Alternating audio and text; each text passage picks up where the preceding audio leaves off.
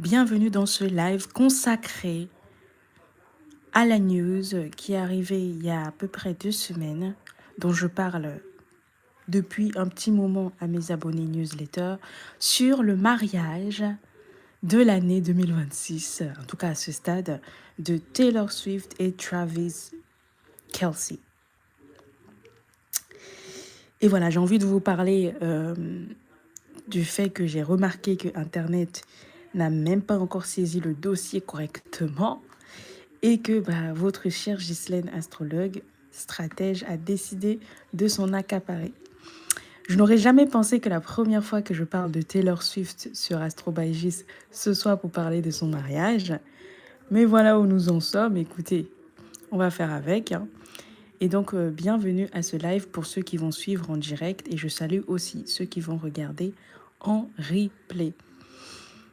Alors, YouTube est un peu capricieux à distribuer mes lives ces derniers jours. Donc, parfois, vous n'êtes même pas au courant que je suis en live et j'ai pas toujours le temps de vous prévenir. Mais bon, on finira bien par se rencontrer à nouveau. Écoutez, je sais que la plupart d'entre vous ne s'imaginent pas que je fais partie des Swifties. Quand vous me regardez, je suis sûre que vous ne pensez pas que je peux être une grande fan de Taylor Swift. Pourtant, et pourtant, et pourtant. Parce qu'en fait, pour être très clair, je ne suis pas sûre de connaître un titre des chansons de Taylor Swift. Enfin, je connais des chansons certainement parce que voilà, on entend partout. Par contre, je suis une grande fan de la marque Taylor Swift. J'aime beaucoup la manière dont elle se défend sur scène, ce qu'elle incarne plutôt, la cohérence de sa marque et la force aussi, et la manière dont elle arrive à, à, à convaincre, à séduire, à vendre. C'est quelque chose qui m'inspire beaucoup. Et donc, c'est quelque chose qui a laissé une trace sur moi depuis que j'en ai eu, j'en ai entendu parler. Donc voilà. Disons que c'est ça mon lien. Je suis une grande fan de la marque Taylor Swift. Mais ce n'est pas de ça dont on va parler, car je pense que de toute façon, on aura l'occasion plus tard sur cette chaîne d'en reparler. Il y a beaucoup de choses à faire sur Taylor Swift, sa trajectoire de carrière, toute son histoire avec l'industrie de la musique, son rapport avec ses fans. On pourrait même rectifier son heure de naissance pour faire son thème de naissance, car c'est passionnant tout ce qu'elle est capable la manière dont elle est capable de mobiliser les gens autour d'elle.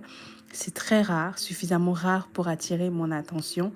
Et surtout que elle fait partie de la génération dans laquelle je suis vivante et pleine d'énergie, sachant que je pense que Michael Jackson et d'autres personnes, enfin, quelques autres personnes ont eu le même effet sur des communautés. Donc voilà, moi j'étais pas là, donc je ne pourrais que faire le travail de manière rétroactive, alors qu'ici finalement ça fait partie de mon quotidien de vie.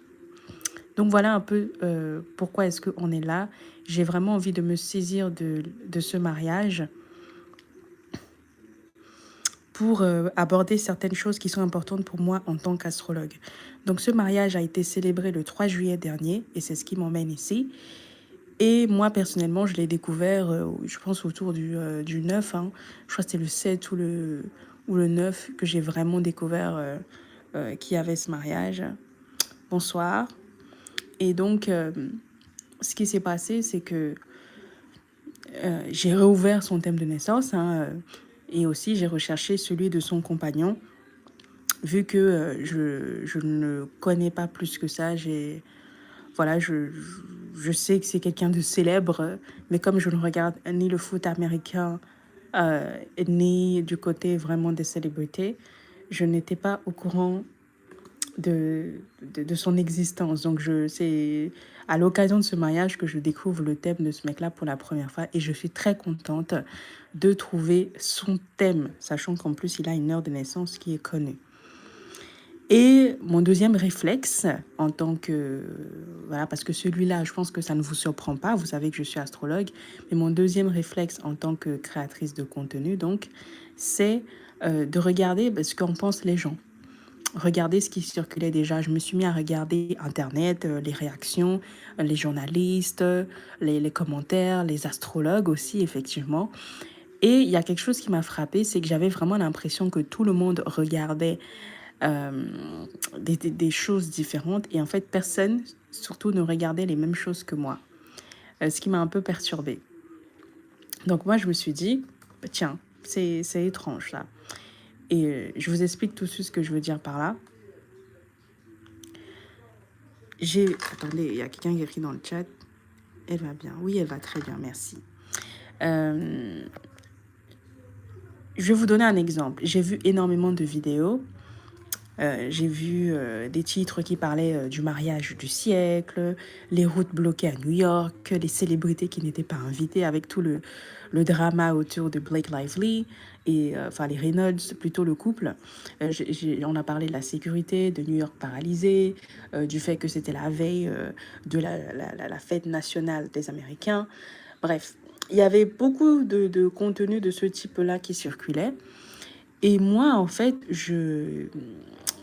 j'attendais impatiemment que on s'intéresse à Taylor Swift.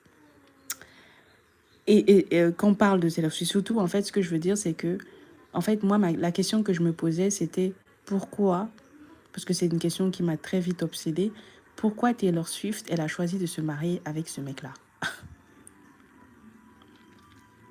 Sincèrement, pourquoi est-ce qu'elle a choisi ce mec-là plutôt que n'importe quel autre de ses ex qu'elle a eu avant, quoi? Qu'est-ce que ce mec-là avait de si spécial, en fait? C'est la première question que je me suis posée.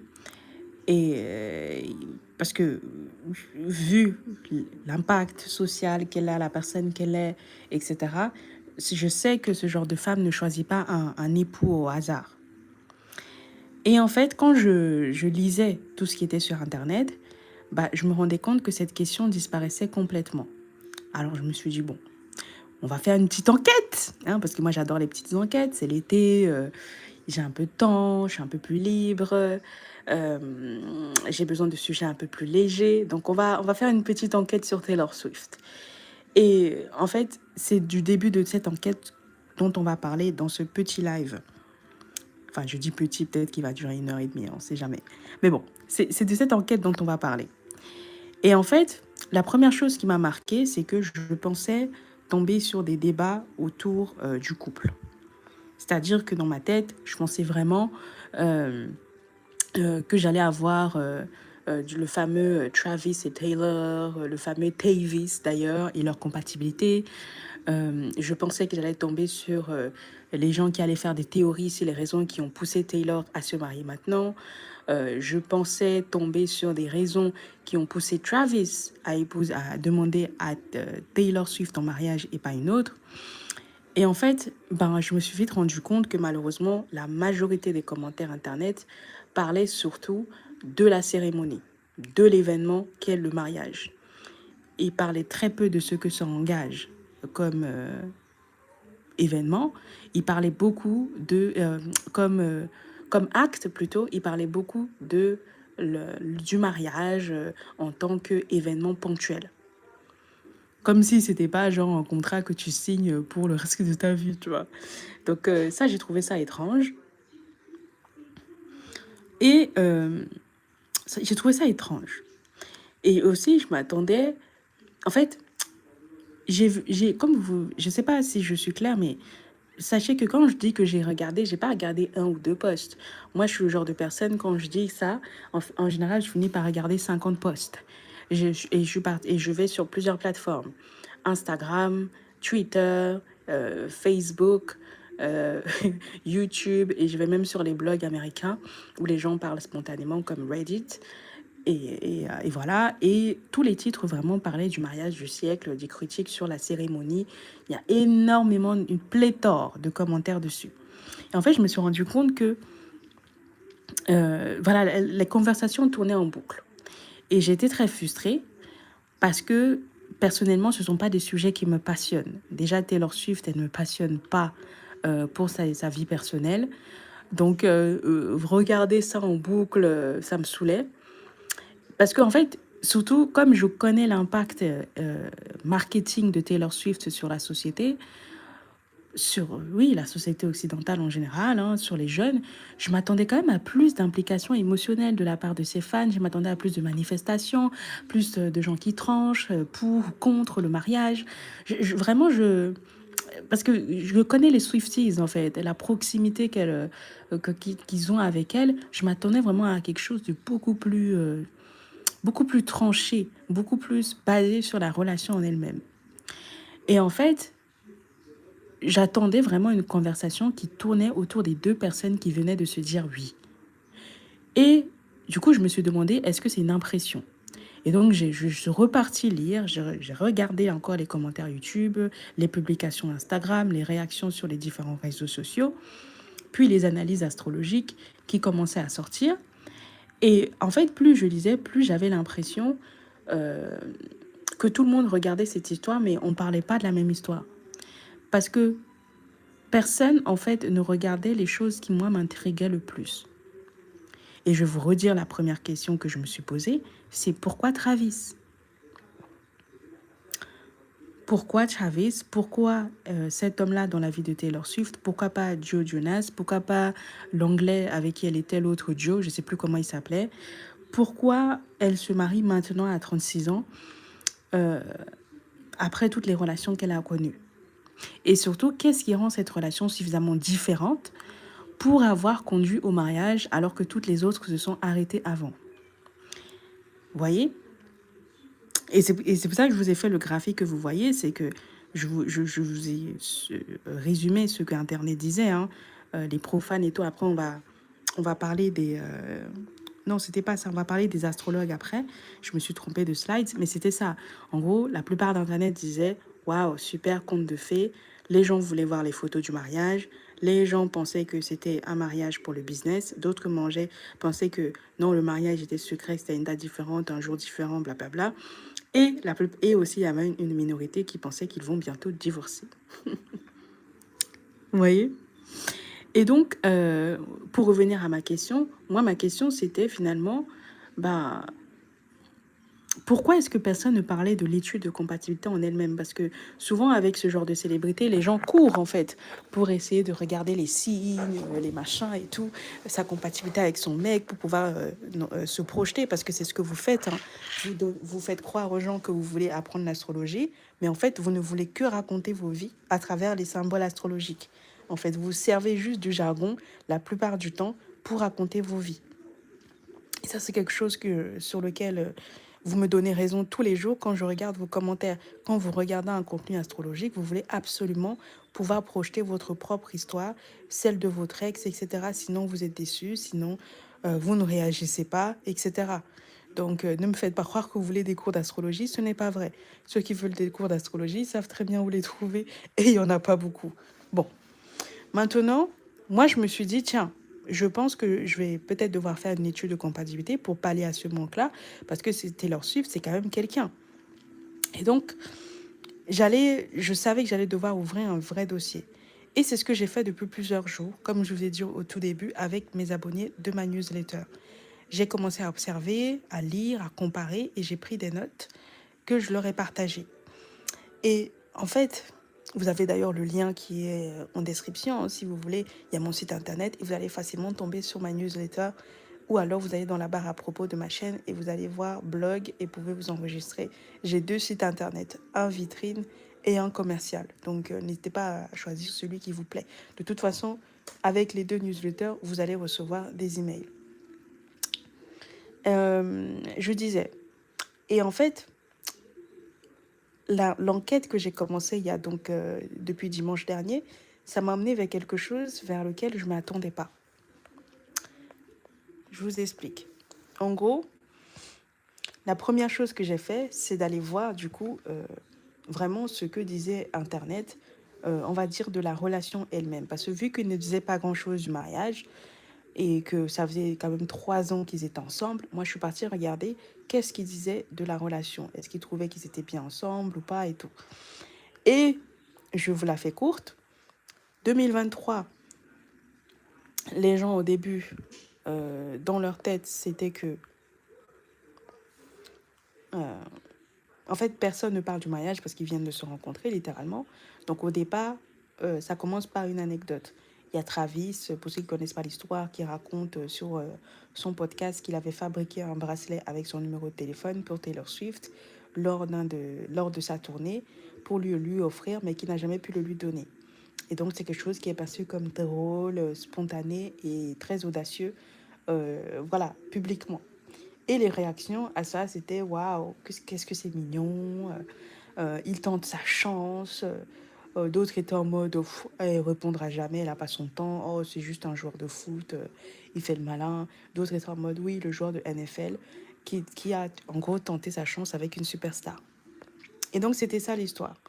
Ensuite, fin 2023, il y a eu les premiers matchs. Taylor Swift commence à assister au match des Chiefs. Donc, je pense que c'est l'équipe de Travis. Et le débat explose. Il y a donc les récits qui apparaissent. Les premiers récits, c'était ils sont adorables. Les seconds, c'était c'est une opération de communication entre la NFL et Taylor Swift.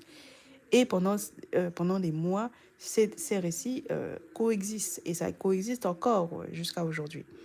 Ensuite, 2024. À mesure que les apparitions publiques se multiplient, les discussions changent.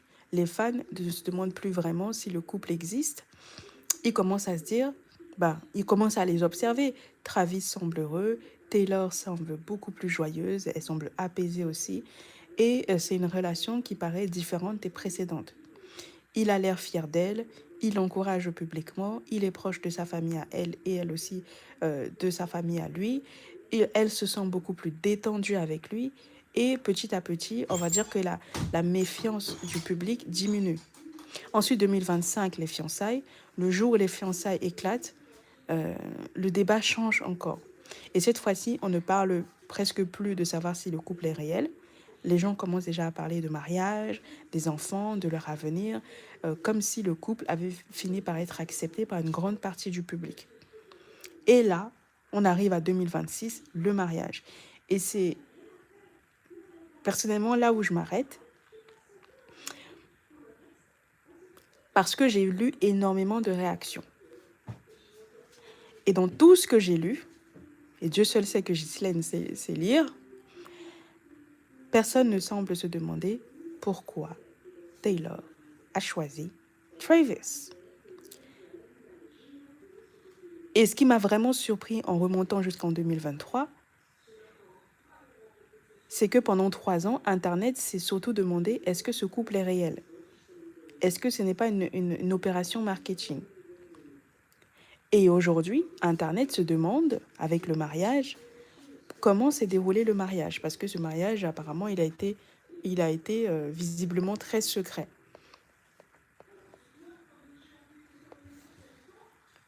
Et la question que moi j'attends et que je n'ai pas du tout entendu depuis le début, enlève ça, c'est pourquoi Taylor Swift choisit-elle précisément Travis Kelce, enlève ça, et pourquoi Travis Kelce choisit précisément Taylor Swift. Cette question-là, je ne l'ai vue absolument nulle part. Pourquoi Travis choisit-il précisément Taylor? Et la raison précise de ça, c'est que, comme je vous le dis, moi je suis une astrologue, c'est une question qui revient souvent en consultation sous différentes formes. Souvent, les femmes se demandent si leur relation a le potentiel de durer et les hommes se demandent s'il y a compatibilité tout court. Et en général, quand ils parlent de compatibilité, c'est sexuel, pour être très clair. Ils se demandent si ça va durer, si l'attraction va durer, etc. Souvent, c'est ça qui les intéresse. L'argent, la sexualité. Et ce n'est pas moral, c'est juste un fait.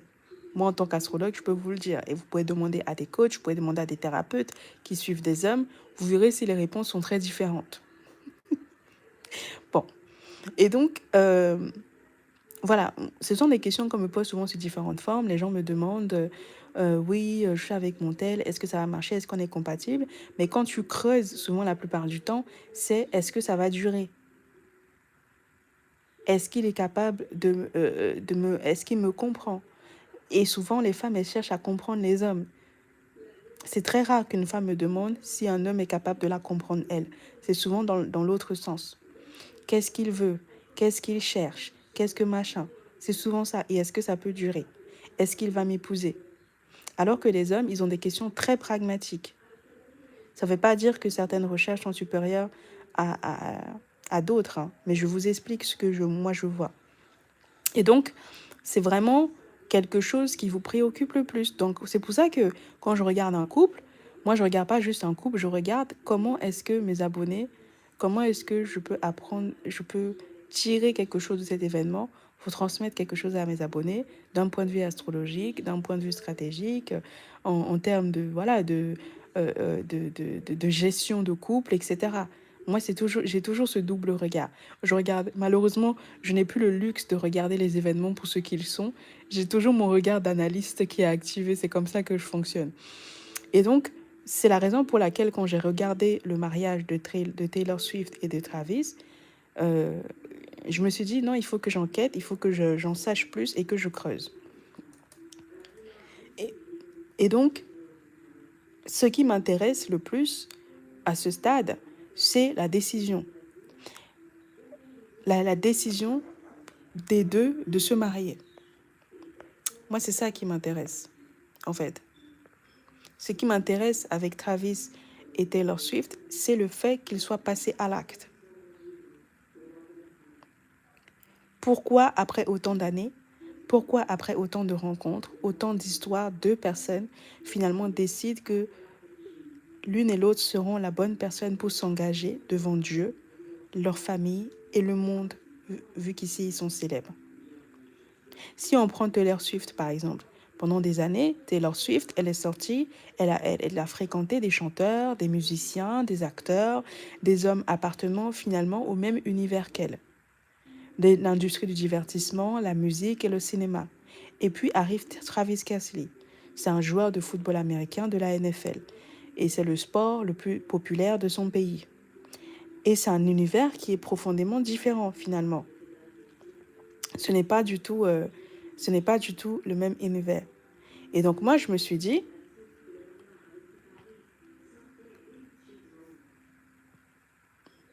Travis, il ne fait pas partie de l'industrie de la musique ni du cinéma. De son côté, à lui, euh, en fait, il a une manière très différente d'occuper l'espace public. Donc pourquoi lui? Et surtout, qu'est-ce qu'elle a trouvé chez Travis qu'elle ne peut pas trouver chez tous les hommes qu'elle fréquentait avant? Et si on prend Travis, il y a quelque chose qui m'a frappé en regardant son historique amoureux à lui, c'est que Travis Kelce a lui-même démontré à plusieurs reprises qu'il est attiré par les femmes noires. Et lorsqu'on regarde, et je le dis parce que quand on regarde ses ex, vous pouvez taper Travis Kelce ex, vous regardez à quoi ressemblent ses ex, la plupart ce sont des femmes noires ou des femmes métisses. Et elles ont un certain type de morphologie que Taylor Swift n'a pas.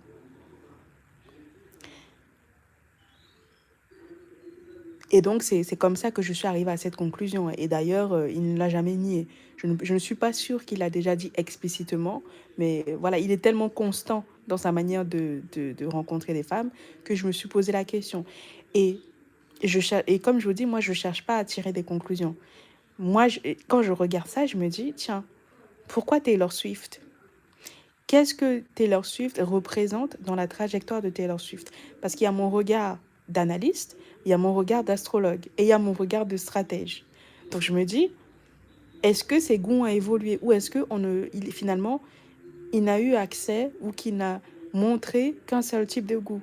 Peut-être que quand il était plus jeune, adolescent, il sortait aussi avec des femmes blanches qui ressemblent à Taylor Swift. Et puis quand il est devenu célèbre, il n'est sorti qu'avec des femmes noires. Et donc il est passé à un autre goût, mais il n'a jamais changé de goût. Il a juste était plus constant, il a juste été plus visible avec le goût des femmes noires et des femmes métisses. Vous voyez? Ou alors je me suis dit, peut-être que ces besoins ont changé, peut-être que ces besoins ont évolué, en fait. Peut-être que moi, je suis peut-être en train de réduire ses goûts, ses préférences amoureuses à quelque chose de trop simpliste. Et puis, il y a d'autres questions que je me suis posées, et celles que je vois rarement, parce que j'ai l'impression que les gens refusent de réfléchir aux choses qui ne sont pas à leurs échelles, c'est comment deux personnes aussi puissantes, individuellement, organisent-elles un mariage? C'est la question que je me suis posée. Comment deux stars, parce qu'il y a une superstar et il y a une star, organisent-elles un mariage? Quelle est la place qu'occupe leur famille, leurs équipes, leurs conseillers, leur PR person, les personnes qui sont changées de leur image publique, je ne sais plus comment on appelle ça en français, leur patrimoine, le contrat de mariage, évidemment. En fait, à partir de quel moment un mariage cesse-t-il finalement d'être uniquement une histoire d'amour pour devenir aussi une alliance entre deux univers et entre deux marques? Parce que moi, c'est la question qui m'intéresse le plus. Et aussi, comment distinguer finalement ce qui relève de l'amour et ce qui relève de la stratégie? Et j'aimerais préciser quelque chose par rapport au mot stratégie, parce que c'est le gros mot d'Internet. Il y a beaucoup de gens, dès qu'ils entendent le mot stratégie, ils pensent manipulation. Comme si le fait d'être stratège empêchait d'être sincère. Et moi, je ne crois pas que c'est vrai. Parce que je pense qu'on peut être profondément amoureux et prendre en même temps des décisions extrêmement stratégiques. Je pense qu'on peut être très sincère tout en comprenant parfaitement les règles du monde dans lequel on évolue. Et je pense même que, très souvent, la stratégie naît précisément de là où l'innocence ne suffit plus. On devient stratège très souvent quand on a été blessé, quand on a échoué, quand on a vu des gens moins talentueux que nous réussir, quand on a vu des gens nous sous-estimer, quand on a vu des gens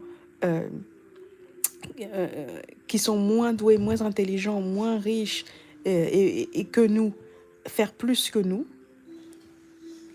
Quand on comprend finalement que le talent, parfois, à lui seul ne suffit pas et ne protège pas, c'est là que souvent qu'on devient stratégique. Et surtout, on devient stratégique parce qu'on apprend de la blessure. Et puis, on finit par apprendre, par s'adapter, par construire et par se protéger. Et ça ne veut pas dire que ça rend les émotions moins vraies. C'est d'ailleurs ce que j'ai personnellement, pour ceux qui me connaissent un peu, qui ne suivent pas ce live pour la première fois, c'est ce que j'ai expérimenté en construisant la dernière masterclass que j'ai fait à ce jour, qui s'appelle la masterclass sous-estimée, où justement, j'ai vécu une histoire douloureuse avec un Airbnb où je suis venue avec énormément de bonnes intentions. Je me suis impliquée plus qu'une locataire. J'ai donné beaucoup de moi et j'ai utilisé beaucoup de compétences qui normalement se payent et que j'ai mis à disposition gratuitement. Et au lieu d'être simplement remerciée, et c'est tout ce que j'attendais, on m'a remercié dans un premier temps, puis on a diabolisé ce que j'avais fait dans un deuxième temps, et ça a fini de manière violente. Ça en est déjà parlé dans les précédents lives, je peux revenir dessus. Mais voilà. Et pendant toute cette période-là, bien sûr que j'avais mal, bien sûr que j'arrivais pas à dormir certains jours. Il y avait des jours où je n'arrivais pas à manger. J'étais stressée, je me réveillais en sursaut parce que c'était trop violent pour moi. En même temps, j'ai construit une stratégie autour de ça. En fait, non seulement je me suis révélée à moi-même, j'ai découvert une autre partie de mon métier à travers ça. Parce que finalement, je n'ai pas développé des compétences là-bas. C'est des trucs que je savais déjà faire. Et j'ai même créé un business, une entreprise et des produits autour de ça, pendant que j'étais en train de souffrir. Donc, s'il y a bien quelqu'un, pour résumer, qui comprend très bien qu'on peut être extrêmement sensible, même hypersensible, comme diraient certains, et en même temps stratégique, c'est moi. Et j'ai l'impression que beaucoup de gens pensent que parfois ça s'annule, alors que pas du tout. Ça ne s'annule pas. C'est juste que les stratégiques sont les gens qui sont blessés, mais qui avancent et qui progressent quand même et qui vont vers le chemin, qui restent sur le chemin de la victoire. Contrairement aux gens qui ne font pas de stratégie, tout simplement. Et c'est une des raisons pour laquelle je trouve que Taylor Swift, justement, est aussi fascinante. Parce que, qu'on l'apprécie ou pas, on ne peut pas lui retirer le fait que c'est une personne qui est capable, elle a une capacité vraiment remarquable à transformer des expériences heureuses comme douloureuses en quelque chose qui continue à faire avancer sa carrière et plus précisément à enrichir ses poches. Voilà. Et c'est une idée qui me passionne personnellement parce que ça dépasse totalement Taylor Swift. Parce que ça parle de vous et moi, ça parle de notre manière de survivre, notre manière de transformer nos blessures, notre manière de transformer nos échecs. Ça parle, ça parle vraiment, vraiment de quelque chose d'utile au quotidien en fait. Il n'y a pas besoin d'être Taylor Swift, d'être riche pour être stratégique. Hein. Vous voyez? Et donc quand je regarde ça, moi je me dis que si je dois étudier Taylor Swift, je ne peux pas juste faire une étude de compatibilité comme je le ferais avec deux personnes lambda. Et c'est d'ailleurs une des raisons pour laquelle, pour ceux qui me connaissent, parfois je ne fais plus du tout d'études de compatibilité parce que pendant très longtemps, je me suis réduite à parler uniquement des symboles astrologiques. J'ai laissé un peu la partie stratégique, analytique et multidimensionnelle des relations pour rester uniquement sur les aspects parce que j'essayais finalement de vous faire plaisir à vous et de vous donner des cours gratuits, bizarres. Enfin, voilà, j'essayais trop de tout faire. Et je le faisais mal parce que finalement, il y avait toute une partie d'analyse que je ne pouvais pas partager avec vous parce que je considérais que ça ne vous concernait pas. Parce que vous n'êtes pas des célébrités, la plupart d'entre vous n'êtes pas des personnages publics, la plupart vous n'avez pas d'énormes patrimoines, etc. Et donc, je ne peux pas rajouter toutes ces dimensions-là dans mes analyses pour vous les partager sur YouTube. Ça n'a pas de sens. C'est d'ailleurs pour ça que j'ai créé les ateliers de Gislou, parce que si vous me proposez un sujet comme celui-ci, ça sera forcément dans les ateliers de Gislou parce que ça ne parlera pas à tout le monde. On va faire au mieux pour universaliser ça, pour que tout le monde puisse en tirer quelque chose, comme dans l'atelier qu'on va faire, dont je vais vous parler dans un instant, sur ce couple-là. Mais à la fin de la journée, ça reste des gens qui ont un contexte que le commun des mortels n'a pas. Vous voyez? Et en fait, c'est pour ça que c'est très important de vraiment prendre avec des pincettes, euh, prendre le temps, en fait, de ne pas tirer des conclusions trop vite sur les synastries que vous voyez sur Internet, de vos célébrités que vous calculez sur les logiciels hasardeux. On va même en parler dans un instant. C'est parce que quand on étudie des thèmes comme celui de Travis Scott et de Taylor Swift, il ne s'agit pas simplement de regarder les choix amoureux. En fait, c'est vraiment une enquête sur les trajectoires de vie, sur les stratégies, sur les récits que nous construisons autour des couples. Et aussi notre manière de regarder les relations. Et j'ai l'impression qu'aujourd'hui, surtout en ce qui concerne l'astrologie, on passe beaucoup de temps à commenter les couples, mais beaucoup moins de temps à comprendre pourquoi ils existent. Et c'est pas toujours pour des trucs stratégiques, des trucs commerciaux. Ça va beaucoup plus loin que ça. Et donc, c'est à ce moment-là que je me suis dit, bon, on va quand même regarder les thèmes de naissance. Parce qu'avant d'interpréter quoi que ce soit, il y a une étape que je refuse de sauter. C'est de vérifier si les données permettent réellement de répondre à nos questions. Et dans le cas de Taylor Swift, que vous voyez ici, donc ça c'est une capture d'écran du site AstroThème, qui est le logiciel le plus célèbre d'astrologie, en tout cas le logiciel grand public. On regarde le thème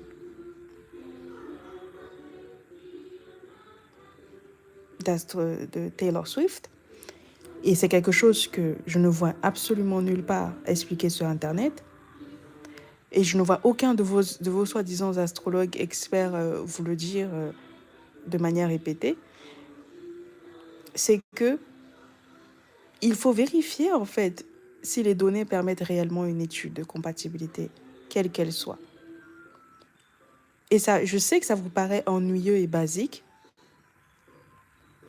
parce que vous avez envie d'en savoir plus sur vos célébrités, mais c'est l'étape la plus importante de toute l'analyse. Parce que, comme je vous l'ai souvent dit, on peut faire une interprétation très juste basée sur un thème faux. C'est d'ailleurs pourquoi, d'ailleurs, dans ma méthode, dans mes contenus en général, je fais une distinction très forte entre le fait de interpréter un thème de naissance et lire un thème de naissance. Dans le premier cas, on donne une impression et dans le deuxième cas, on cherche des correspondances pour fournir des réponses qui sont fiables et qui sont justes.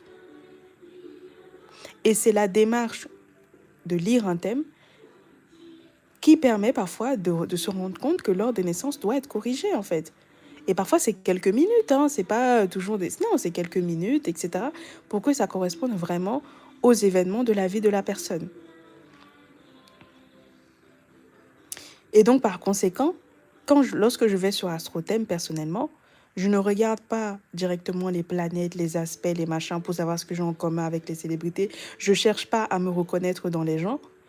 La toute première chose que je regarde, c'est une toute petite ligne que la plupart des gens ignorent. Et c'est ce que je vous ai entouré dans cette image. Attendez, je vais vous la mettre. Voilà. C'est ce que je vous ai entouré dans cette image en rouge. C'est l'indice Roden. Roden. Je pense que ça se prononce comme ça en français. Comme vous pouvez le voir à l'écran. L'indice Roden, si vous n'avez jamais entendu ce nom, c'est pas grave. Retenez juste ceci. Tous les thèmes de naissance n'ont pas le même niveau de fiabilité. Souvent, quand vous regardez les thèmes de vos célébrités, vous ne faites pas attention à ça parce qu'il y a plein d'informations sur AstroThème et peut-être que vous êtes distrait. Mais sachez que il y a des thèmes de naissance dont les heures de naissance viennent d'une déclaration familiale, d'autres sont confirmés par un document officiel comme un acte de naissance, d'autres sont de simples estimations et voilà, c'est vrai. Et d'autres viennent de sources contradictoires, d'autres viennent de la biographie, etc. Je vous laisse regarder.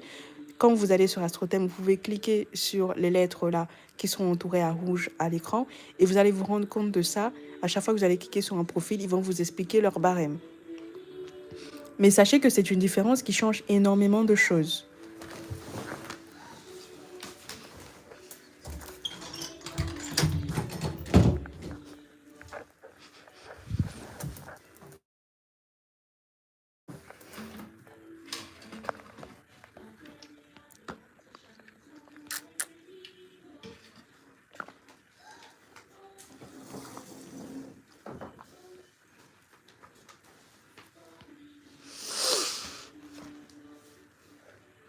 Et dans le cas de Taylor Swift, comme vous pouvez le remarquer, son thème est classé DD.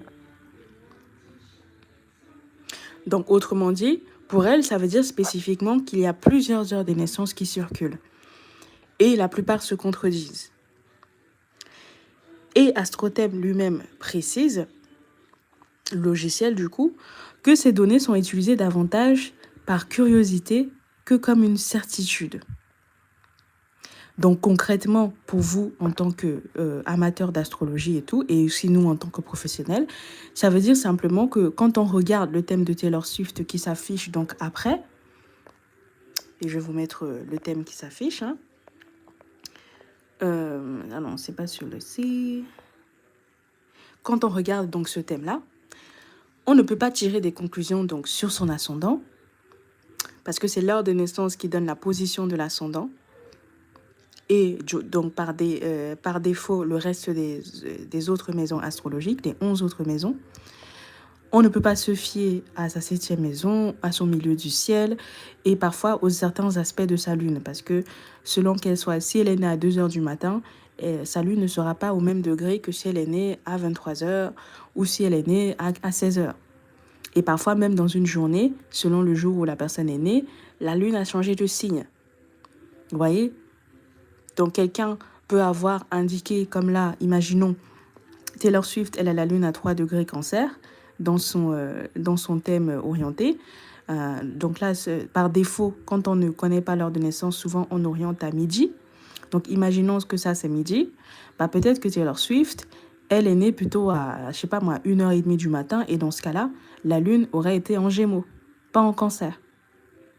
Et ça arrive très souvent.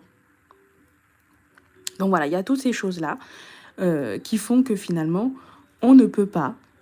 Il y a un certain nombre de techniques qui dépendent directement de l'heure de naissance. Et comme on ne sait pas si cette heure de naissance est correcte, et que personnellement, je ne peux pas prendre le temps de la rectifier bénévolement pour une milliardaire comme Taylor Swift, on va pas se baser dessus, on va faire comme si elle n'avait pas du tout d'heure de naissance. Parce que oui, en tant qu'astrologue, effectivement, il y a un moyen de pallier à ça. Vous pouvez vous intéresser à la vie de la personne, regarder les biographies, voir les événements qui correspondent, passer beaucoup de temps, investir énormément de temps et de sueur sur l'individu. Et d'ailleurs, certains astrologues le proposent même comme prestation à des individus lambda pour pouvoir rectifier leurs heures de naissance. Savoir à peu près à quelle heure ils sont nés par rapport à leur trajectoire de vie, etc. Et faire correspondre certains événements aux thèmes qu'ils ont devant les yeux. C'est très technique, ça demande beaucoup de concentration, ça demande de l'expertise, etc. Et personnellement, ça fait pas partie des choses que moi je fais en tant qu'astrologue parce que je fais déjà beaucoup de trucs et j'ai pas envie de faire ça. Mais je connais des gens qui savent le faire, donc si jamais vous n'êtes pas sûr de votre heure de naissance, si vous voulez que je vous recommande quelqu'un, n'hésitez pas à me contacter directement sur les pages contacts de mon site. N'essayez pas de passer par YouTube, l'adresse mail, elle est bidon. Passez directement par mes sites internet, je vous aiderai. Mais en tout cas, moi, en consultation, je vous le dis d'ailleurs sur mes pages de présentation des consultations, je ne rectifie aucune heure de naissance. Si votre heure de naissance, je peux rectifier à la minute, voilà, je ne suis pas une radine. Mais si c'est des histoires d'heures, on ne sait pas exactement quel jour, machin, je ne suis pas dedans. Ça ne m'intéresse pas. Voilà. Donc ça, c'est quelque chose que j'avais besoin de préciser. Et donc, par rapport à Taylor Swift, vous voyez que là, quand moi je regarde ça, à chaque fois que vous me proposez un thème de célébrité et que je vois ça, je ne me prends pas la tête, je dis non, je ne le ferai pas. Et Taylor Swift, elle a ça. Je pense que c'est pareil pour Michael Jackson. Je pense que c'est pareil pour plein de célébrités dont vous vous souvenez pas et tout. Je pense que c'est pareil pour Billie Eilish. Qui d'autre? Il y a plein de gens, en fait, vous ne soupçonnez pas, mais ils n'ont pas des thèmes vérifiés. Et donc, ça, c'est des thèmes que aucun astrologue, franchement, n'a envie de se fatiguer. Parce que déjà, faire de l'astrologie, sérieusement, c'est épuisant. Donc, on n'a pas encore envie de passer des heures à rectifier des putains d'heures de naissance pour gagner des centimes dans des vidéos d'astrologie. Donc, voilà. Mais maintenant, quand on regarde plus sérieusement le thème de Travis Kelce, du coup, son thème, lui, est classé AA. Et donc, ça, c'est le niveau de fiabilité le plus élevé d'un thème de naissance. Bonsoir Isabelle. C'est le niveau de fiabilité le plus élevé. Et moi, quand je vois ça, je me dis, bonne nouvelle. Parce que je sais enfin sur quoi je travaille. Ma vie est facilitée. Et pourquoi je vous raconte ça? C'est parce que, comme je vous ai dit, moi, j'ai regardé beaucoup d'analyses astrologiques du mariage, du couple, etc. Et à chaque fois, j'ai remarqué que en fait, la plupart des vidéos, ils cherchent directement à interpréter, même pas à lire, parce que lire déjà, c'est un art. Non, interpréter. Et en fait, très peu commencent par vérifier les fondations. Pourtant, si les fondations sont fragiles, les conclusions aussi seront fragiles. Je sais pas, moi, imaginez un médecin, vous arrivez avec une radio. Avant de poser un diagnostic, il vérifie d'abord la radio pour savoir s'il s'agit bien de vous. Ou alors, imaginez un médecin qui a assisté, par exemple, mon dentiste. Je vais voir mon dentiste demain matin, d'ailleurs. Quand, en général, il a des assistants, c'est eux qui sont censés m'installer. Ils demandent toujours mes radios. Quand on sort les radios, la première chose qu'ils regardent, c'est est-ce que ce sont mes dents. Et la dernière fois, d'ailleurs, c'était pas mes radios à moi. Mais c'est lui qui s'en est rendu compte. Parce qu'il voulait savoir exactement qu'est-ce qu'il allait devoir faire, où est-ce qu'il allait devoir travailler, etc. Il demande mes radios, il demande mon historique de patient. Et en fait, le jeune homme qui avait fait mon dossier s'était trompé. Il avait mis les coordonnées d'une autre personne avec mon nom. Donc, j'avais 2 dossiers. Il y en avait un qui était vrai, un qui était faux. Donc, il a dû regarder attentivement. Ensuite, il a regardé mes dents. Il s'est dit, il y a un truc qui ne va pas. Et c'est lui qui s'en est rendu compte. Vous voyez? Avant de pouvoir exploiter l'information. Parce qu'en plus, dans le dossier, c'était écrit 47 ans, alors que j'ai clairement pas 47 ans. Vous voyez? Et donc, voilà, je veux dire que c'est des choses, vous trouvez pas ça facultatif dans d'autres domaines, dans les domaines dits sérieux. Et je comprends pas pourquoi en astrologie, vous acceptez qu'on vous dise que ce n'est pas nécessaire, ou qu'on vous montre que ce n'est pas nécessaire. Parce que quand vous regardez des vidéos où quelqu'un vous dit ouvertement les données de naissance ne sont pas connues, l'heure de naissance n'est pas connue, et que vous regardez quand même la vidéo, ça veut dire que vous êtes en train de nourrir en fait un système qui se base sur des informations qui sont fausses.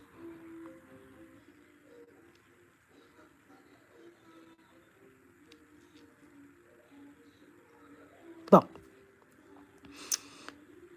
Après, quand on regarde l'heure de thème, franchement, on peut facilement faire une synastrie. Hein. Il n'y a pas de...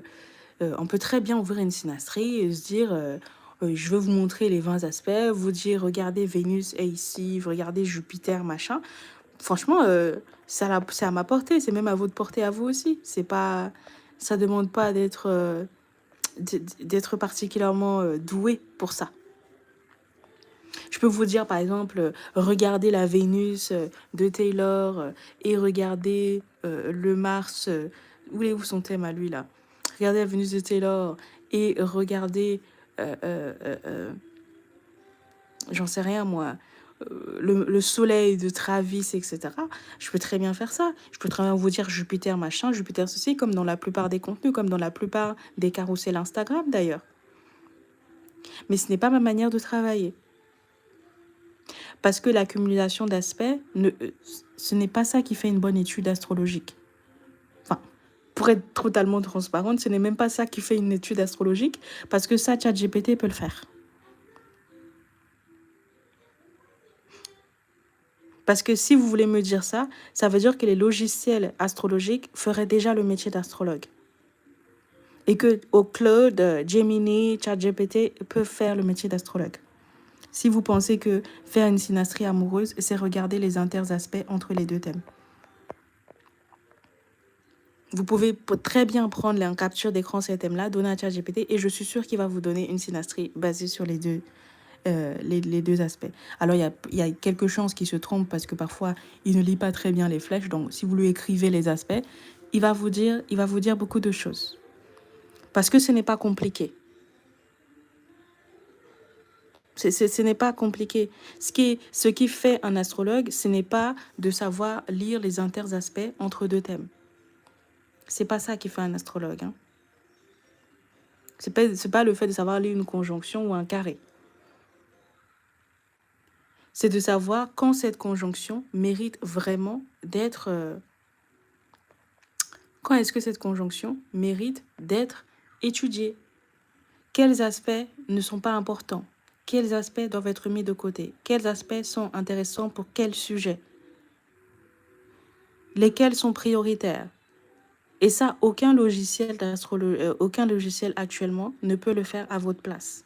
Parce que ça repose sur à la fois... Parce que ce que vous ne comprenez pas, c'est que le métier d'astrologue repose à la fois sur la technique, mais le jugement aussi. C'est les deux. C'est la technique et le discernement. Et donc, avant même de répondre à la question « sont-ils compatibles ou pas ?», il faut être sûr qu'on peut la poser. Et donc, c'est pour ça que mon enquête sur Taylor Swift, c'est à ce moment-là, du moins, que mon enquête a changé. Parce que je me suis dit, en fait, si je veux comprendre ce mariage, il va falloir arrêter de chercher des réponses rapides. Je vais devoir construire une méthode, ou plutôt je vais devoir reprendre la méthode que j'utilise déjà dans les consultations que je fais dans la consultation Amour Clair, qui est disponible sur mon site internet. En fait, je vais devoir reprendre ça, comme avec tout le monde, en fait. Et c'est d'ailleurs ce que je vais vous montrer dans l'atelier qu'on va faire ce dimanche sur Taylor Swift et Travis Kelce. C'est notre deuxième atelier des ateliers de Gislou, en fait. Parce qu'en fait, moi, je ne regarde pas juste les cartes du ciel.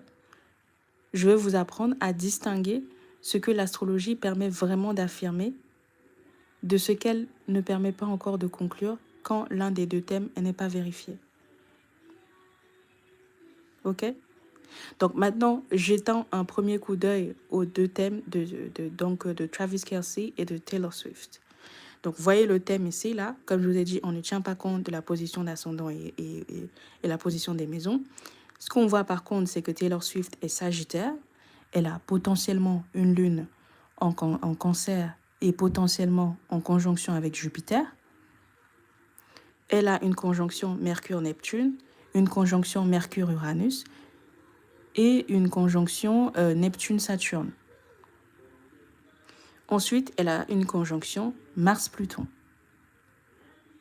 Et ce qu'on peut retenir, c'est que dans son thème de naissance, il y a Mars et Pluton qui sont dignifiés et la Lune et Jupiter qui sont donc forts dans son thème. Mais comme il s'agit d'étudier son mariage, nous, ce qui va nous intéresser, ce sont les significateurs de l'union, du mari, du moins ce qu'on peut en tirer, et voilà, du mari et de l'union dans son thème, du lien avec les hommes. Et donc, pour ceux qui connaissent ma chaîne, vous savez où je vais aller. Sinon, participez à l'atelier de ce dimanche. Parce que ce qu'il faut comprendre, c'est que avant de faire une étude de compatibilité, il faut laisser les malentendus de côté. Parce que beaucoup d'entre vous, vous utilisez les logiciels d'information en renseignant par exemple vos coordonnées de naissance et celui de l'autre personne. Et ces produits, parce que ce sont des produits, vous pondent non seulement des interaspects avec les thèmes d'autres personnes, mais aussi des pourcentages de compatibilité. Et ce qui est magique d'ailleurs, c'est le pourcentage de compatibilité parce que c'est inédit, ça vous fixe, ça vous situe. Soit vous vous rendez compte que vous êtes foutu, soit vous êtes super enthousiaste parce que vous avez un haut pourcentage, soit vous êtes mitigé parce que vous êtes en trouve des 60, des 40 et des 60%. Mais moi, ce que j'espère que vous vous demandez, parfois, c'est comment ces logiciels calculent en fait ces taux de compatibilité. Ils les calculent sur quels critères, en fait.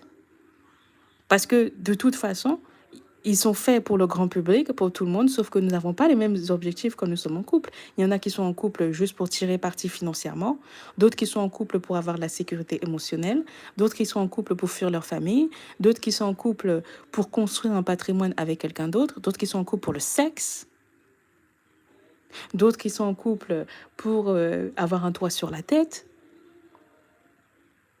d'autres qui sont en couple pour avoir accès à un certain quartier. Enfin, il y a plein de raisons d'être en couple. Donc, en fait, quand ils vous disent que vous êtes compatible, c'est compatible par rapport à quoi? Et c'est pour ça que je vous dis que les intelligences artificielles ne pourront jamais, jamais, au grand jamais, remplacer les humains astrologues. Jamais. Ça peut se faire dans plein... Ils peuvent nous aider sur des trucs techniques, et ça, c'est vrai. Mais ce qui est de la lecture, même l'interprétation d'un thème de naissance et tout ce qui relève vraiment du jugement humain, ils ne pourront jamais le faire. Jamais. Bon. Maintenant, on va prendre par exemple 2 analyses que j'ai trouvées sur Internet. Parce que je ne vais pas vous les montrer parce que j'ai pas envie de m'attirer... Salut Lise! De m'attirer les fouses... les fouses. De m'attirer les foudres d'Internet parce que vous allez trouver que j'harcèle des créatrices, etc., que je me sens supérieure. Donc, je vais juste vous dire de quoi ça parle. Vous cherchez Sinastri, Taylor Swift et Travis Kelce, ce sont les vidéos les plus vues, vous allez tomber dessus. En tout cas, moi, quand j'ai regardé, je les ai trouvées très intéressantes. Parce qu'elles étaient agréables à écouter, elles racontaient une belle histoire, voilà. Et en fait, dans la première vidéo, par exemple, la démarche, c'est globalement la dame, elle dit littéralement, hein, j'ai une intuition, quelque chose me dérange dans cette relation. Et maintenant, regardons les aspects qui pourraient expliquer cette intuition. C'est littéralement ce qu'elle dit. Et en fait, je meurs. Moi, je rigole parce que finalement, effectivement, elle va analyser plusieurs aspects de la relation. Mais il y a une question qui reste sans réponse en fait. Parce que moi, quand je regarde ce type de contenu, je me mets dans la tête de quelqu'un non seulement qui découvre la chaîne YouTube, mais qui découvre l'astrologie. C'est, ah oui, tu as parlé des aspects, c'est bien, mais pourquoi tu as pris ces aspects-là? Dans sa vidéo, elle parle d'un T carré. Et je me dis, mais pourquoi elle parle de ça comme si c'était l'élément principal? C'est basé sur quoi? Pourquoi ça et pas un autre aspect? Comment on sait ce qui est le plus important euh, dans une synastrie? En fait, c'est quoi ton protocole d'analyse? Même résumé, hein, tu n'as pas besoin de rentrer dans des trucs très compliqués. Tu peux juste faire un schéma, en fait. Dans la deuxième vidéo, la méthode, c'est autre chose. Ici, on est vraiment dans la mythologie. C'est-à-dire que la meuf, elle nous sort Atropos, Médusa, Isis, King, Médéa, Melpomène. En fait, j'explose de rire. Parce que personnellement, je trouve ça passionnant. Moi, j'adore les histoires, j'adore la mythologie. Et je trouve ça, c'est comme un roman pour moi. Donc, je suis à fond. Mais, vu que je suis censée regarder une concert, je me dis, pourquoi elle a pris les astéroïdes en fait? Pourquoi elle parle pas du soleil, la lune comme tout le monde, tu sais? Je me dis, c'est quoi le délire, hein? J'essaie de comprendre. Et surtout, pourquoi ces astéroïdes-là et pas des centaines d'autres qui sont disponibles comme Vesta, Junon, ce dont on entend souvent parler? Pourquoi est-ce qu'il y a une hiérarchie et pourquoi elle les a choisis, elle? Pourquoi est-ce que c'est spécifique à Travis et Taylor? Ou pourquoi est-ce qu'elle considère que Médusa est plus importante que Junon? Et pourquoi Atropos pèse davantage que Saturne? Pourquoi elle parle pas de l'ascendant? Même le faux ascendant de Taylor Swift, en fait, enfin l'ascendant de son thème non vérifié là, pourquoi elle parle pas de ça? Et c'est là que je me suis rendu compte d'une chose, c'est que finalement, beaucoup d'analyses astrologiques sont trop occupées à vous donner des conclusions, mais très peu vous donnent la recette, en fait. Il y en a très peu qui vous donnent vraiment la recette pour comprendre les synastrées, comment ça fonctionne. C'est comme si on vous montrait le plat sans jamais vous apprendre la cuisine. Vous voyez? Et moi, c'est ça qui me fuse, parce que c'est comme si on vous disait le secret, je sais pas moi, d'un bon bœuf bourguignon, c'est la viande de chèvre. Je raconte des conneries. Non, c'est l'ail noir, voilà, c'est ça, parce que bœuf quand même. On vous disait, ouais, c'est comme si on vous disait le secret d'un bon bœuf bourguignon, c'est au lieu de mettre l'ail blanc, c'est l'ail noir. Ok, pourquoi? Quelle est la différence entre les deux? Moi, je ne sais même pas c'est quoi les saveurs spécifiques de l'ail noir. Et pourquoi pas le curcuma, en fait. Et comment est-ce que je peux reproduire cette recette demain? En fait, est-ce que tu peux me partager la recette où je dois spécifiquement mettre dans mon bœuf bourguignon de l'ail noir? Et en fait, c'est ça qui me frustre le plus avec l'astrologie aujourd'hui. C'est que, en fait, une bonne analyse, normalement, c'est quelque chose qui est reproductible.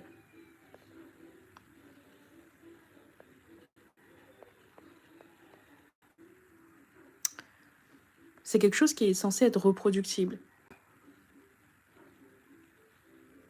Parce qu'en fait, vous devez pouvoir être à même de regarder une vidéo et de vous dire, en fait, si je comprends ce raisonnement-là, je serais capable de reprendre exactement la même méthode demain matin sur Brad Pitt et Angelina Jolie, sur Sophie Marceau et Jean Dujardin, je ne sais pas s'ils sont ensemble ou pas, je dis des conneries. Comment il s'appelle Marion Cotillard et son ex, là. Ou mon couple, en fait. Parce que si on vous transmet une méthode qui ne peut pas être reproduite, ça veut dire que elle est inutile. En tout cas pour vous.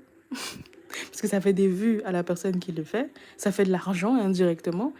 Mais je suis pas sûre que ce soit très utile pour vous. Et surtout, ça vous rend parfois même dépendant de l'analyse et de ce que la personne va dire, plutôt que de savoir réfléchir par vous-même.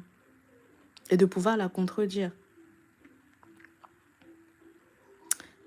Je vais faire une petite pause. J'arrive. Je vais chercher mon chargeur parce que mon téléphone, il est en train de mourir.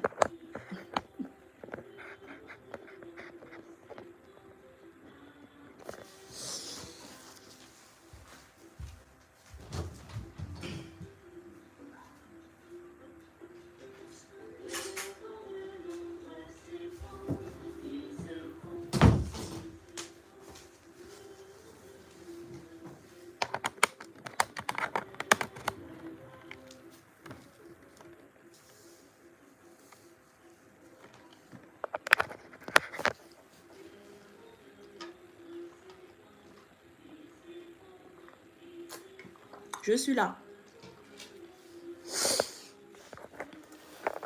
Je disais. Donc ça, je pense que c'est vraiment quelque chose qui est très important. C'est d'être capable, finalement, de suivre une analyse et de pouvoir la reproduire avec d'autres signes. Vous voyez ou pas? Parce qu'en plus, vous n'avez même pas les mêmes signes que la plupart des gens que vous regardez. Et en fait, et souvent, je dirais même transcender les signes. Parce que parfois, vous avez les mêmes signes, mais vous n'avez pas les mêmes thèmes, en fait. Et c'est ça qui est fou.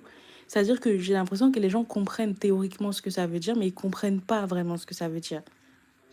Quelqu'un qui a une opposition Lune-Mars en balance et en bélier, c'est pas la même personne que quelqu'un qui a une opposition Lune-Mars, Lune en Cancer et Lune en Capricorne. Ça n'a pas du tout le même truc en fait. Et je vous explique d'ailleurs ça dans la série que je fais sur les aspects de la Lune là en ce moment sur ma chaîne. C'est les dernières vidéos que je fais là en juillet pour faire un clin d'œil à la saison des cancers. Je parle des aspects de la Lune. Ça, c'est vraiment important à comprendre. Et en fait, j'ai l'impression que parfois, vous vous contentez juste du fait de dire « je suis Sagittaire, elle est Sagittaire, les Sagittaires ceci, les Sagittaires cela ».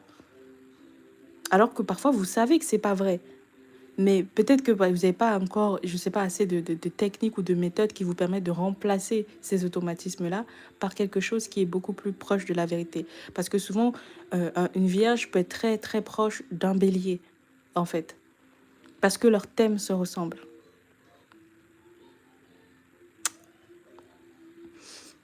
Bon, inutile de vous préciser qu'en tout cas, moi, je ne fonctionne pas avec les histoires d'astéroïdes et tout ça parce que, en fait, j'ai envie de vous montrer finalement comment on fait pour faire une synastrie d'amour qui est fiable, en fait. Parce que la toute première chose qu'un vrai professionnel de l'astrologie fait ou devrait faire dans une étude de compatibilité, lorsqu'on veut, c'est la même chose en fait que lorsqu'on veut étudier un thème de naissance. C'est la première chose qu'on regarde, c'est si les données permettent de travailler. Littéralement. Avant même d'aller plus loin. Est-ce que le thème qu'on m'a donné est vérifié? Et c'est systématiquement la chose que je vous demande quand vous venez consulter parce que je ne m'engage pas à rectifier vos heures de naissance. Et je suis même prête à rembourser dans ce cas-là parce que je n'ai pas envie de me fatiguer. Ensuite, on regarde si la trajectoire individuelle de chaque personne concernée, qu'est-ce que ça dit en fait de sa vie amoureuse, en fait au sujet de l'amour.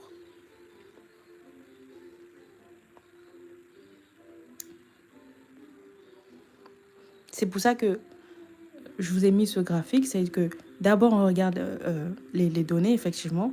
Il y a l'étape où effectivement on cerne la demande, mais dans notre cas ici, là, il n'y a pas de demande parce que c'est des célébrités, ils ne m'ont rien demandé. Mais en tout cas, en termes personnels, moi, c'est ce que je fais. Et ensuite, on étudie les deux thèmes séparément. Et c'est un triple travail, les gars. C'est pour ça que ça ne peut pas être bon marché, une synastrie.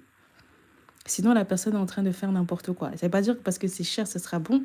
Mais en tout cas, si c'est cher, vu la charge cognitive que c'est, partez du principe que c'est normal. Parce que c'est un triple travail. C'est regarder deux thèmes différents dans leur entièreté et se focaliser sur un sujet. Et ensuite prendre les deux thèmes et combiner parfois plusieurs techniques juste pour arriver à tirer une conclusion. Et souvent, vous venez avec des objectifs relationnels qui très souvent ne sont pas compatibles même avec ce que la personne voit. Et il faut déjà trouver la délicatesse de vous l'annoncer. C'est même être astrologue, c'est même un travail de diplomate à ce stade. Vous voyez? Et donc, si on regarde, bref, le thème de Taylor Swift, donc ça commence à faire long, là, je parle beaucoup, on remarque que son thème est classé DD. Donc, voilà, il y a plusieurs sources contradictoires. Et donc, franchement, moi, je pars du principe qu'on boycotte son ascendant, ses maisons, sa 7e maison pour comprendre le mariage et tout. Parce que on va pas commencer à essayer d'expliquer quel type d'époux elle est censée avoir à partir d'informations dont on n'est pas certaine. Parce que ce qu'il faut comprendre, c'est que malheureusement ou heureusement, ça dépend de quel point de vue vous prenez. On va dire la 7e maison et tout ce qui indique la 7e maison quand vous êtes censé vous marier, parce que tout le monde n'est pas censé se marier, c'est la partie la plus déterminée d'un thème de naissance. C'est pareil que l'ascendant, en fait.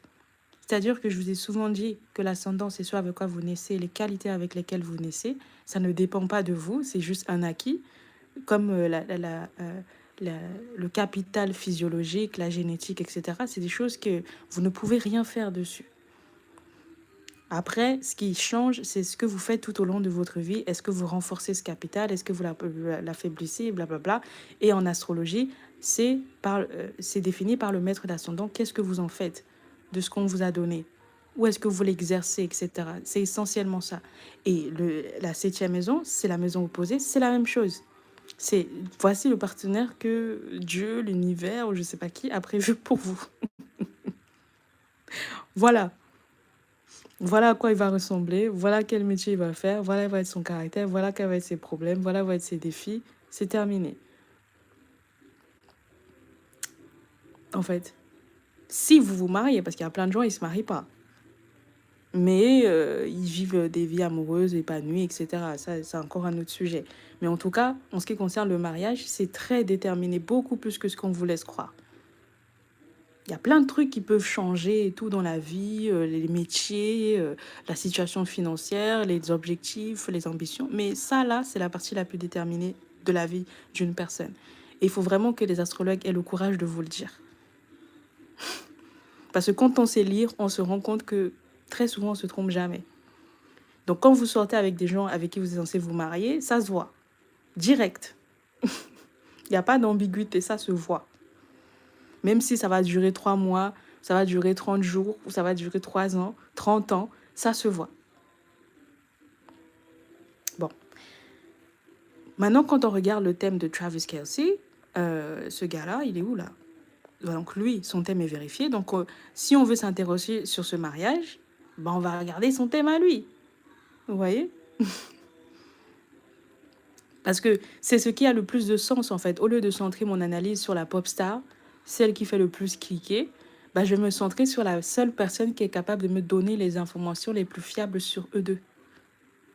Parce que vu qu'effectivement ils sont mariés, la partenaire de vie de Travis Kelce sera signifiée par les significateurs du mariage, de l'union, dans le thème de Travis. En plus, il n'a jamais été marié. Vous voyez? Et aussi, la première chose que je dois faire pour comprendre ce mariage à travers le thème de Travis, c'est de comprendre Travis. Je sais que ça paraît débile ce que je dis, hein, mais c'est vrai. C'est de comprendre Travis. Qui est cet homme? Comment il pense? Comment il communique? Comment il agit? Quel est son centre de gravité? Est-ce qu'il a des passions? Quel est son rapport à l'argent? Parce que quand on étudie un thème, on actualise aussi les thèmes. C'est ce mec-là, je sais pas quel âge il est né en 89, donc il a 37 ans. Ouais, je crois qu'il a 37 ans. Il a 37 ans. Quel type d'homme c'est à 37 ans et quel type d'homme il était dans l'adolescence? Quelle est sa trajectoire? Est-ce qu'il aura des accidents graves? Est-ce qu'il aura des problèmes de santé physique? Est-ce qu'il a des addictions? Est-ce que...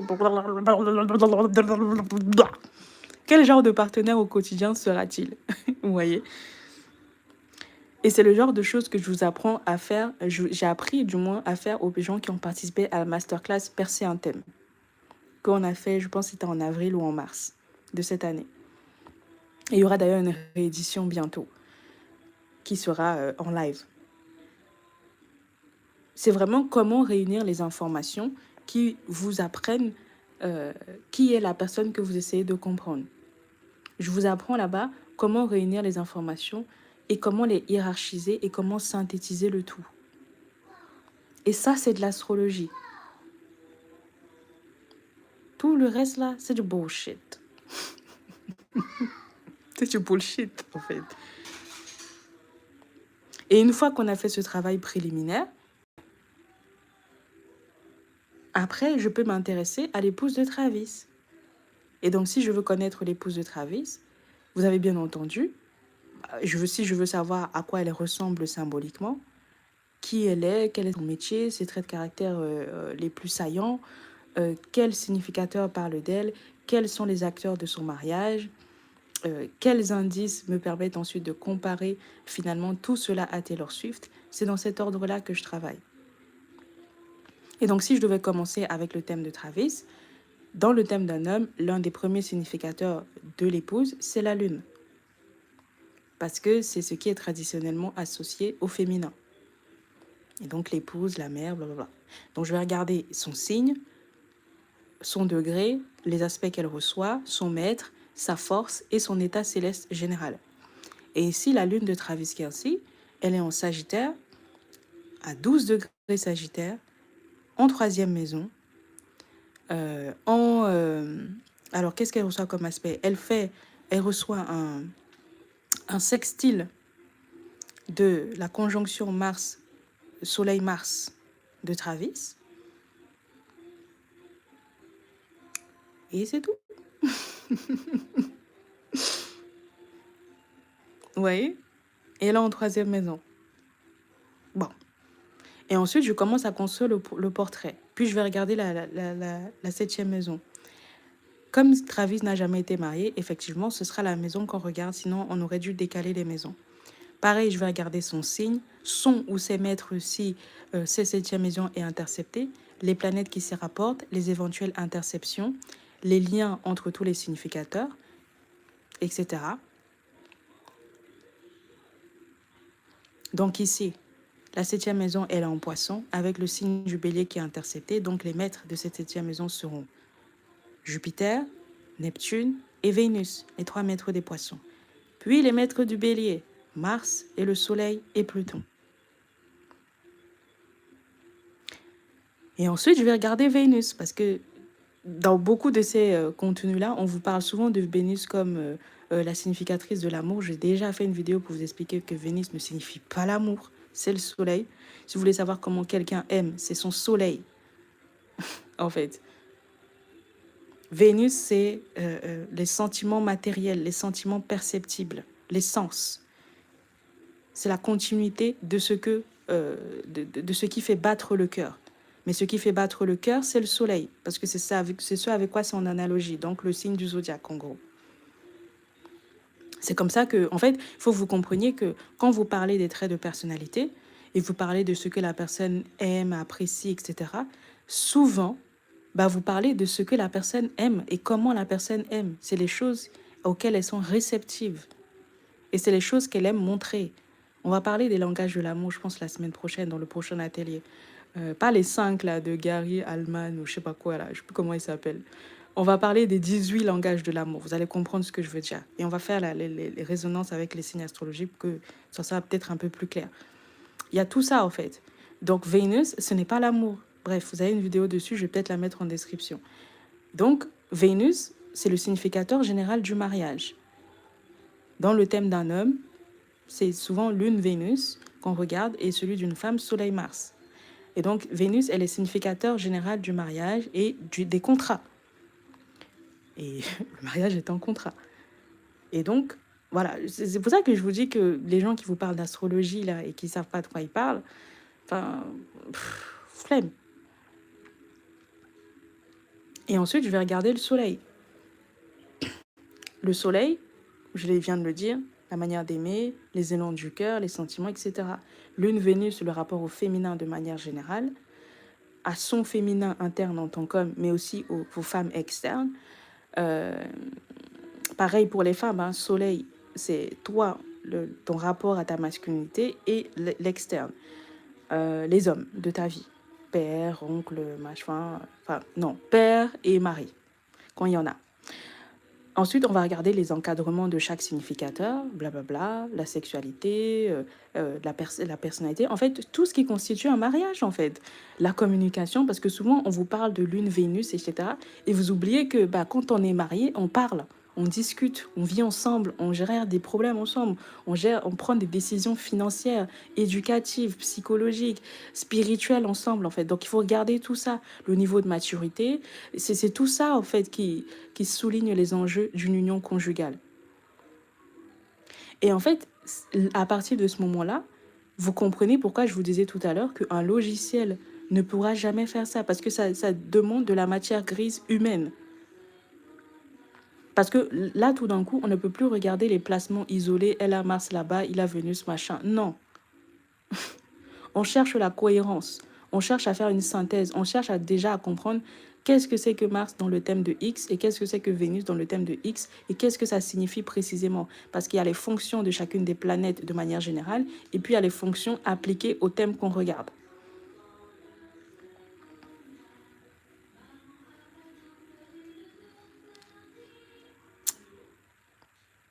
Et oui, parce que ici, par exemple, Vénus, elle est le significateur d'autrui, de la société, mais Vénus est aussi maître d'ascendant dans le thème de Travis.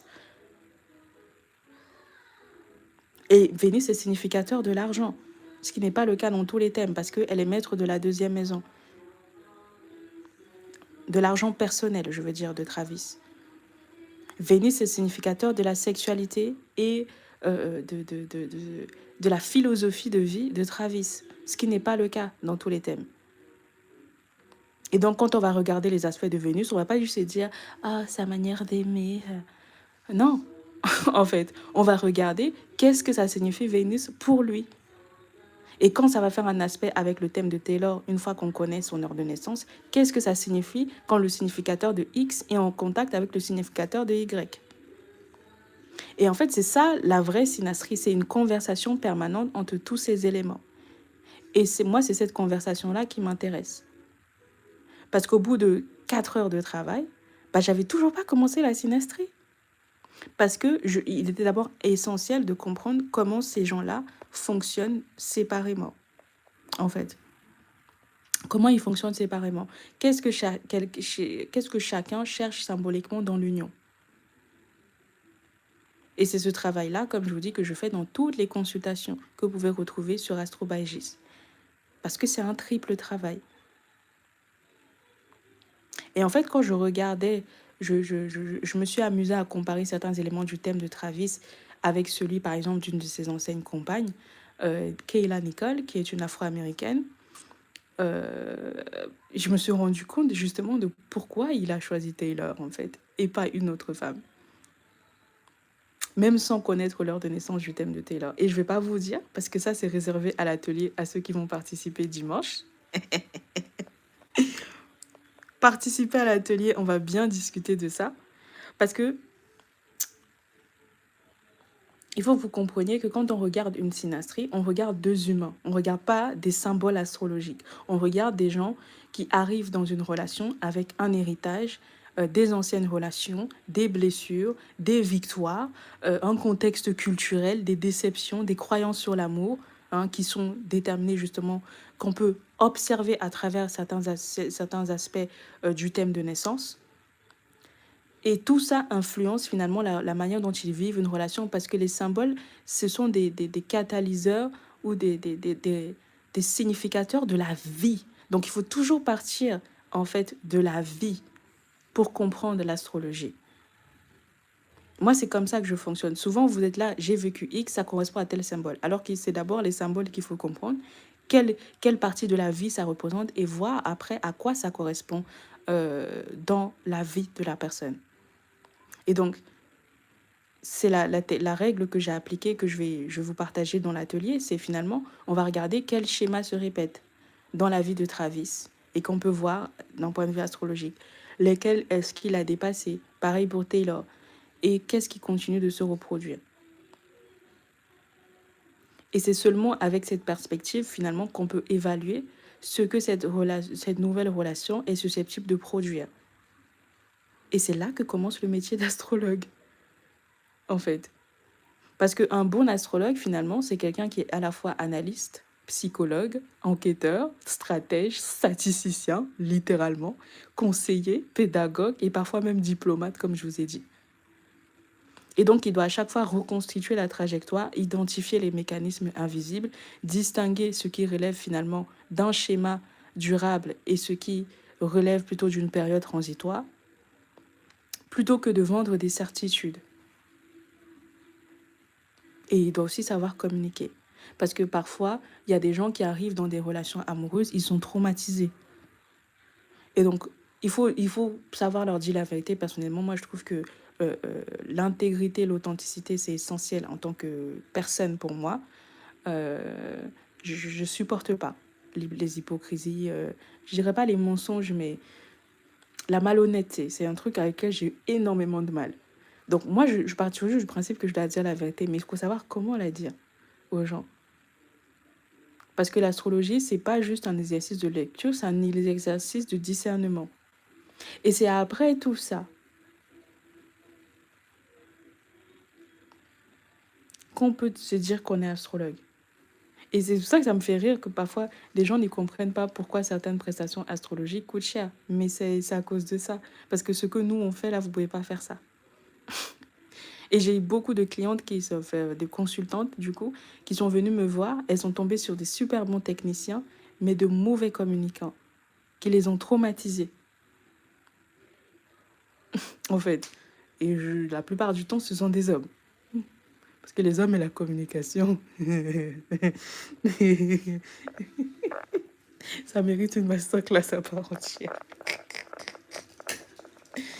En tout cas, trois, ils n'ont pas certains attributs, c'est compliqué.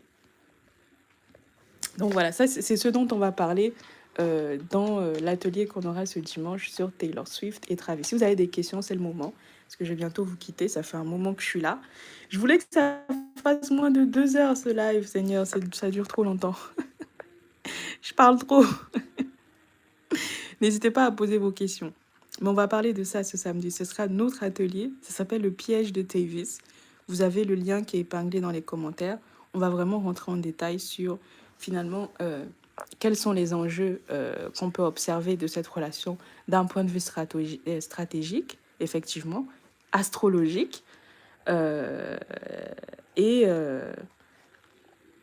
non, ouais, stratégique et astrologique, hein. Quand je dis stratégique, c'est vraiment toute la notion de branding, la notion d'image, la notion de machin, la notion de convergence des mondes, de mutualisation des univers, etc., qui est dans cette relation. Et aussi la dimension astrologique, c'est finalement quelle démarche, quelles sont les techniques astrologiques qu'on peut spécifiquement utiliser pour étudier la synastrie entre un homme dont le thème est vérifié, du moins un partenaire dont le thème est vérifié et un autre dont le thème ne l'est pas. Comment faire une synastrie à partir de cela? Et ça, c'est indépendant du fait que vous soyez marié ou pas.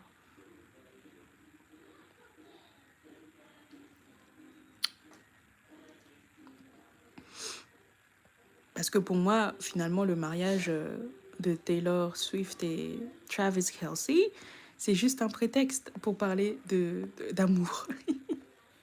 Parce que j'ai vraiment envie que vous partiez en sachant comment reproduire ce qu'on a fait. Comment avoir la méthode pour savoir rentrer dans une synastrie correctement.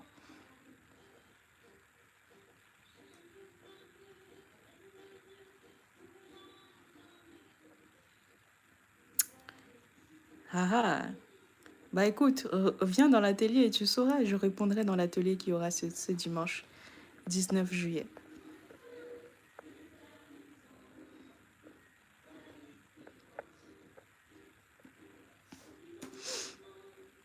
Qu'est-ce qui se passe?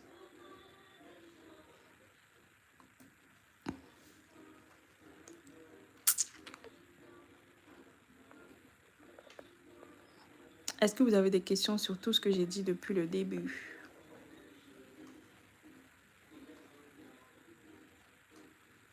c'est vraiment la dimension de la dynamique de couple qu'on va étudier demain. Et c'est très important dans les couples comme ça. Et dans beaucoup de couples, il n'y a pas forcément besoin d'être milliardaire ou millionnaire même. Il y a l'environnement, il y a les médias, il y a les Swifties dans leur cas, il y a la NFL, il y a les enjeux de l'image, il y a les carrières, hein, les trajectoires de carrière qui vont se croiser. Il y a les attentes finalement que les gens projettent sur eux, en plus de celles qu'ils projettent l'un l'autre sur les autres.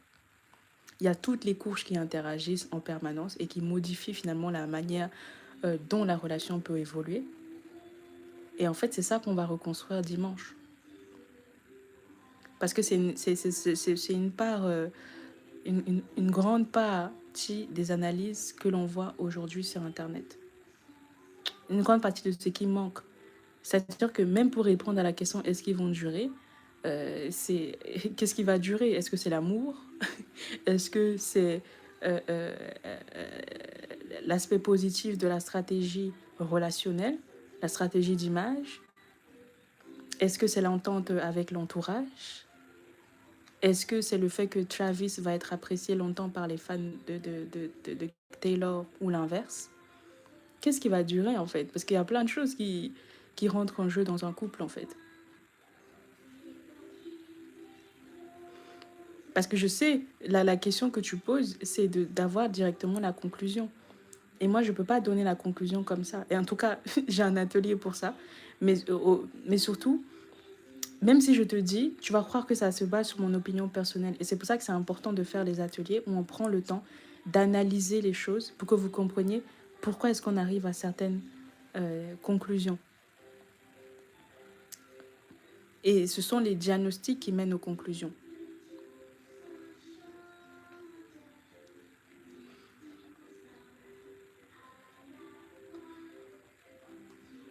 En fait. Et surtout, peut-être que vous allez penser que je me tiens une petite balle dans le pied, mais l'astrologie, finalement, ce n'est qu'un outil de comprendre tout ce qui rentre en jeu dans un mariage. Parce qu'un mariage, ça raconte finalement deux trajectoires, deux univers, deux stratégies, deux histoires familiales, deux carrières, en fait, qui s'entremêlent et qui parfois s'entrechoquent, deux personnes qui arrivent à un moment très particulier de leur vie. Et donc l'objectif, c'est pas juste de savoir est-ce qu'ils sont compatibles. Compatibles sur quoi? Compatibles sexuellement, parce qu'il y a beaucoup de gens qui sont très compatibles sexuellement, mais tout le reste, ça va pas. Et les mariages capotent aussi. Il y en a, ils sont compatibles financièrement et tout le reste, il n'y a rien. Enfin, compatibles sur quoi, en fait? Vous voyez? Et c'est pour ça que vous ne pouvez pas vous fier aux études de compatibilité des logiciels, malheureusement. Parce que vous ne savez pas sur quoi ils décident que vous êtes compatible. Et surtout, vous mettez parfois des thèmes, je sais pas, vous mettez le thème de votre enfant et vous mettez le thème de votre père, etc. Parfois, ils vous donnent des pourcentages comme ça et on ne sait pas finalement si... enfin, on ne vous demande même pas parfois la relation que vous avez avec la personne avec laquelle vous calculez la compatibilité en fait. On vous dit rien. On vous dit juste, voilà le pourcentage et débrouillez-vous. En tout cas, moi, je vous attends dimanche si ça vous intéresse. Je vous ai bien expliqué ce qu'on va faire samedi. Voilà, ce sera un mélange d'astrologie, de stratégie et de tout ce qui concerne le couple de Travis Tracy. Et surtout, vous aurez une manière, j'espère, une méthode différente de voir les synastries et de comprendre pourquoi est-ce que parfois je suis aussi dure avec les astrologues, enfin, ceux que vous appelez astrologues. Parce que je sais ce que c'est que de faire l'astrologie et malheureusement, il y a très peu d'astrologie sur Internet. Il y a beaucoup de jargon astrologique, mais il y a très peu d'astrologie sur Internet. Mais vraiment très peu. Donc, je vous attends. Et pour ceux qui sont abonnés à ma newsletter, vous aurez de mes nouvelles demain matin. Et après-demain, jusqu'à dimanche. Et puis, on verra bien qui sera là. Toutes les réservations se font sur mon site. Vous avez le lien qui est épinglé. Et on pourra interagir en direct sur ce sujet. Parce que souvent, vous êtes silencieux.